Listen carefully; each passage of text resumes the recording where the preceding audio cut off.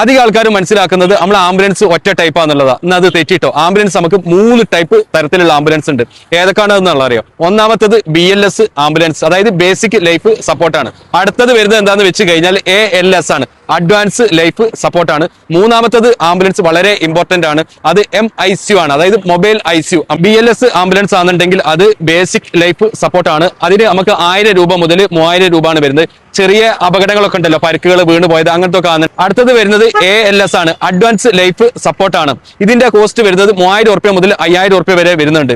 അപ്പൊ ഇതിനെന്താന്ന് വെച്ച് കഴിഞ്ഞാൽ നമ്മൾ ഹാർട്ട് അറ്റാക്ക്, അതുപോലെ തന്നെ നമുക്ക് വളരെയധികം കഠിനമായിട്ടുള്ള വേദനകളൊക്കെ ആണെന്നുണ്ടെങ്കിൽ ഈ ആംബുലൻസിൽ നമുക്ക് കൊണ്ടുപോകുന്നതാണ്. അടുത്തത് വരുന്നത് MICU ആണ്, മൊബൈൽ ICU ആണ്. ഇതിന് വരുന്നത് കോസ്റ്റ് 15,000 മുതൽ 25,000 വരെ ഇതിന് വരും.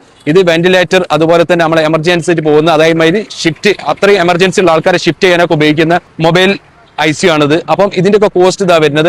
ഇതൊക്കെ നമുക്ക് എന്ത് ചെയ്യാൻ പറ്റും അറിയോ? നമുക്ക് ഇൻഷുറൻസ് ക്ലെയിം ചെയ്യാൻ വേണ്ടി പറ്റും. നമ്മൾ ഹോസ്പിറ്റലിൽ അഡ്മിറ്റ് ചെയ്ത് കഴിഞ്ഞാൽ അധികം ആൾക്കാർക്കും അറിയില്ല ആംബുലൻസിൽ ഇങ്ങനെ ഒരു ഫെസിലിറ്റി ഉണ്ടോ എന്നുള്ളത്. അത് നമുക്ക് ഇൻഷുറൻസിൽ നമുക്ക് എത്രത്തോളം ഉണ്ട് നമ്മുടെ ഇൻഷുറൻസ് ലിമിറ്റ്, അതിനനുസരിച്ചിട്ട് ഇരിക്കും നമുക്ക് ഇത് ചെയ്യാൻ വേണ്ടിയിട്ട് പറ്റുക. അപ്പൊ ഇത് അറിയാത്തവർക്ക് വേണ്ടിയിട്ട് ഒന്ന് ഷെയർ ചെയ്ത് കൊടുക്കുക. താങ്ക്